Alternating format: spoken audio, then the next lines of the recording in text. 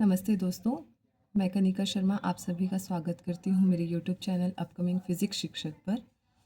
आप सभी ने मेरे यूट्यूब चैनल पर एक शॉर्ट्स वीडियो देखा होगा जिसमें मैंने एक शेड्यूल जो है प्रिपेयर किया हुआ है कि मंडे ऑनवर्ड्स हम लोग एक वीक 1 का शेड्यूल लेकर चल रहे हैं, जिसमें सबसे पहली क्लास जो है वो साइकोलॉजी की है। तो आज वही लेक्चर मैं आप लोगों के लिए लेकर आई हूँ।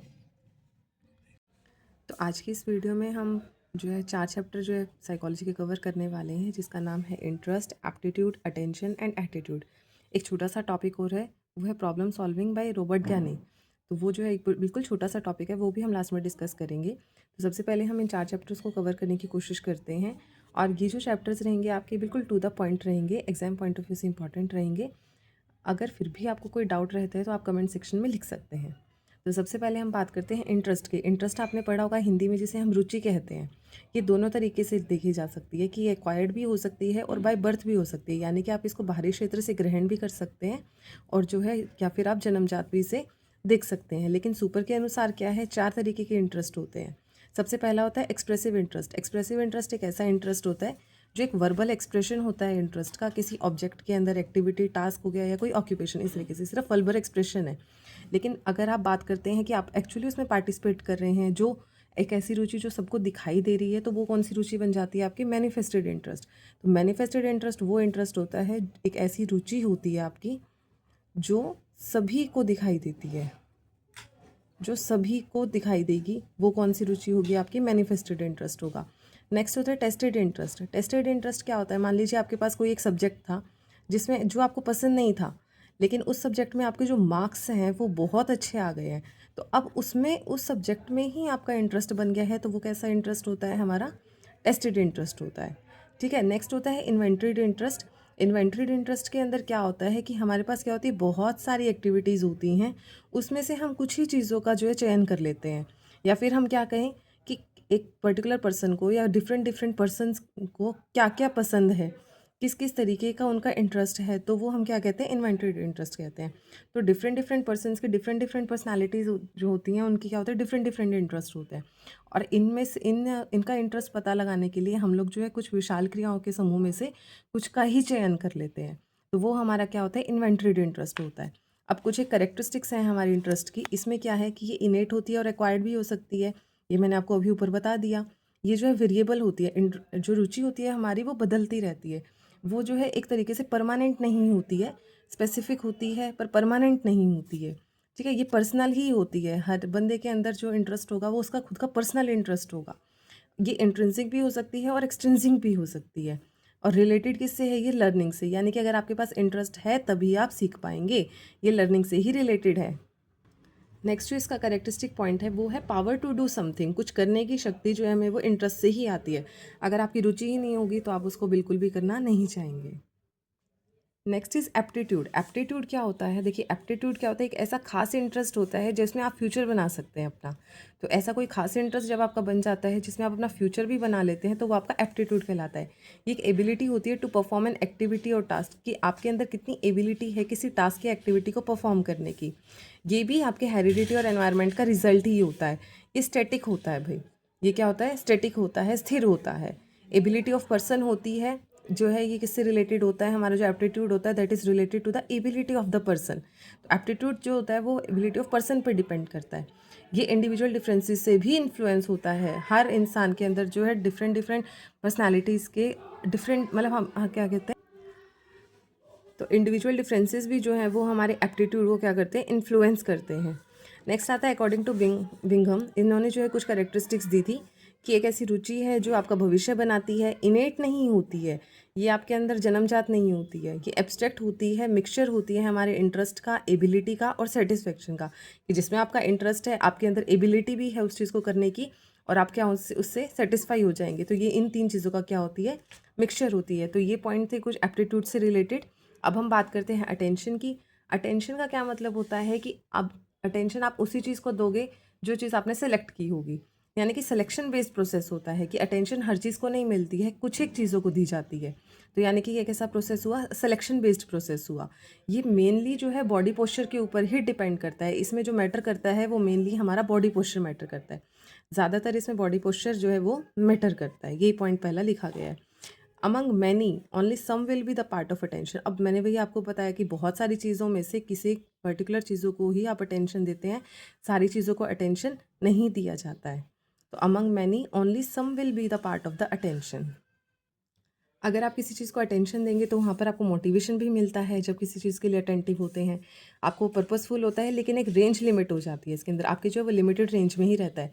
इस अटेंशन के अंदर जो है कई बार क्या होता है, जैसे आप किसी का लेक्चर सुनते हैं तो कई बार आप फ्लक्चुएट कर जाते हैं, कई बार शिफ्ट कर जाते हैं। फ्लक्चुएशन और शिफ्टिंग इसके अंदर दोनों पॉसिबल है। अब अटेंशन के भी प्रकार होते हैं। तो पहला जो है वो वॉलेंट्री होता है, फिर होता है involuntary and then habitual attention. तो 3 तरीके अटेंशन कौन कौन से हैं? एक वॉलेंट्री अटेंशन होता है, एक इनवॉलेंट्री अटेंशन होता है और एक हैबिचुअल अटेंशन होता है। वॉलेंट्री अटेंशन कौन सा होता है? मान लीजिए किसी ने आपको कुछ पढ़ाया, ठीक है, और आपके अंदर इच्छा भी थी उसको पढ़ने के लिए, यानी कि वो आपके इच्छा के अविरुद्ध है, यानी कि जैसी आपकी इच्छा थी वैसा ही आपको पढ़ाया गया, यानी कि इच्छा के आपके अविरुद्ध काम किया गया। तो ये कौन सा इंटरेस्ट कहलाता है? वॉलेंट्री इंटरेस्ट कहलाता है, अटेंशन, सॉरी, वॉलेंट्री अटेंशन कहलाता है। नेक्स्ट आता है इनवॉलेंट्री अटेंशन। इनवॉलेंट्री अटेंशन में क्या होता है कि आप किसी चीज़ को सुनने की आपकी इच्छा नहीं है, लेकिन फिर भी वो चीज़ बोली जा रही है, तो वो आपकी इच्छा के विरुद्ध चल रही है। तो वहाँ जो आपका अटेंशन होगा, मतलब इच्छा उसको नहीं है आपकी सुनने की, तो वहाँ जो आपका अटेंशन होगा वो कैसा होगा? इनवॉलेंट्री अटेंशन होगा, मतलब आपकी इच्छा के विरुद्ध काम किया गया है, अगेंस्ट किया गया है आपकी डिज़ायर के, ठीक है। तो वो क्या हो गया? इनवॉलेंट्री हो गया। हैबिचुअल अटेंशन जो होते हैं, हैबिचुअल होता है जो आदत से जुड़े होते हैं।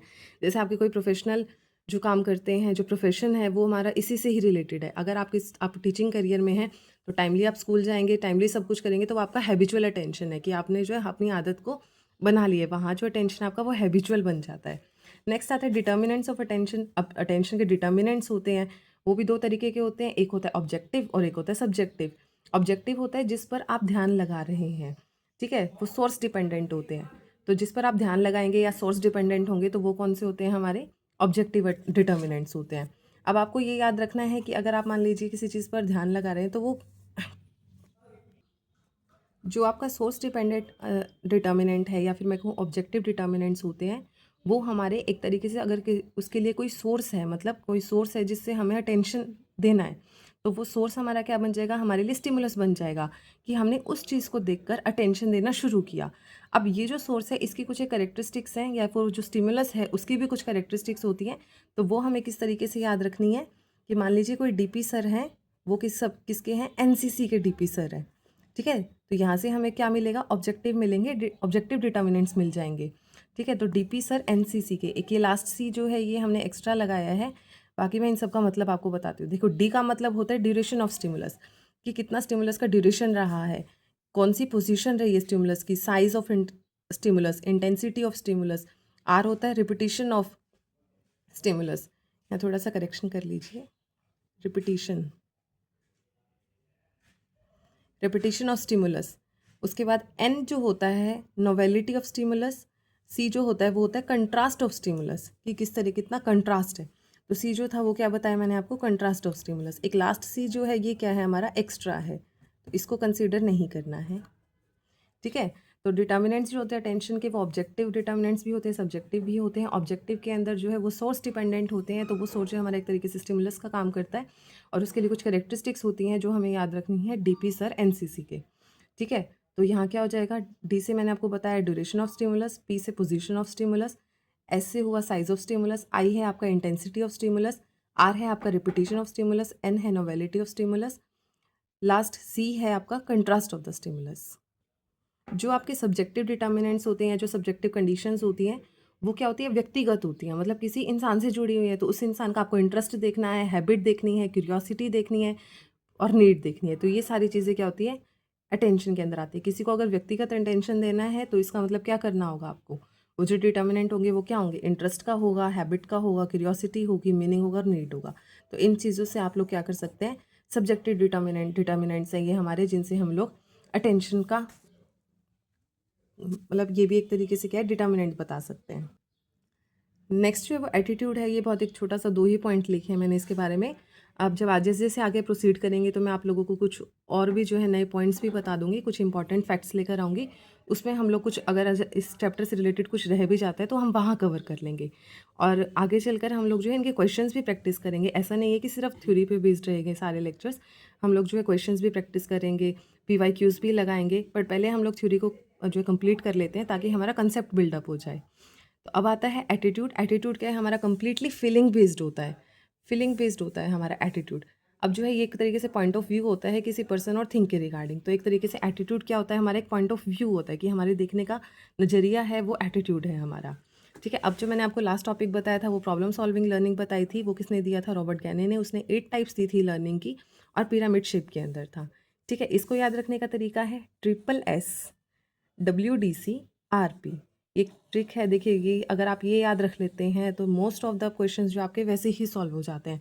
एग्जाम में पूछेगा तो आपको अगर ये ट्रिक याद है तो आप पूरा कॉन्सेप्ट इजीली लर्न कर पाएंगे। देखिए ट्रिक्स आपको बनानी पड़ेंगी, बाकी अगर आप डायरेक्ट याद रख सकते हैं तो वेल एंड गुड है। अदरवाइज ये मैं ट्रिक्स के साथ ही हमेशा से याद करती आई हूँ, तो आपके लिए आसानी रहती है इन ट्रिक्स को पढ़ने में। तो ये SSS का क्या मतलब है? सबसे पहले हम SSS को देख लेते हैं। इसमें होती है सिग्नल लर्निंग। ये है सिग्नल लर्निंग होता है। सिग्नल लर्निंग का मतलब है जैसे फॉर एग्जांपल कि किसी बच्चे ने अपनी माँ की तरफ देखा तो उसकी एक नज़र से ही वो बच्चा मुस्कुराने लग जाता है। कई बार आपने देखा होगा, तो ये एक सिग्नल लर्निंग का एग्जाम्पल है। नेक्स्ट है स्टिमुलस रिस्पॉन्स लर्निंग होती है कि आपने जो है बच्चे को कुछ दिया, एक तरीके से वो स्टिमुलेट हुआ उस चीज़ को देखकर और फिर वो खुश होने लगा, तो वो क्या है? स्टिमुलस रिस्पॉन्स लर्निंग है।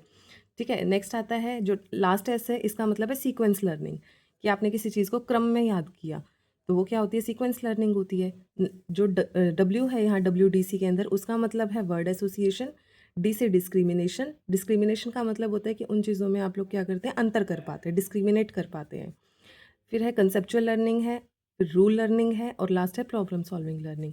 तो ये जो है 8 टाइप्स की लर्निंग दी गई है रॉबर्ट गैने के द्वारा। और यहाँ से एक बात याद रखिएगा कि ये जो क्रम चलता है ये नीचे से ऊपर होता है, ये सरल से जटिल की ओर जाता है, या मैं कहूँ ईजी टू कॉम्प्लेक्स जाता है। तो ये हमेशा नीचे के जो स्टेप्स होते हैं वो ईजी होते हैं, और ऊपर आप जब जैसे जैसे जाएंगे तो वो क्रम जो है हमारा जटिल होता जाएगा, कॉम्प्लेक्स होता जाएगा। तो ये था रॉबर्ट गैने का प्रॉब्लम सॉल्विंग मॉडल जो है, या प्रॉब्लम सॉल्विंग लर्निंग के जो स्टेप्स दिए गए हैं वो यही थे। तो आज के लिए इतना ही। मिलते हैं अगली वीडियो में। धन्यवाद।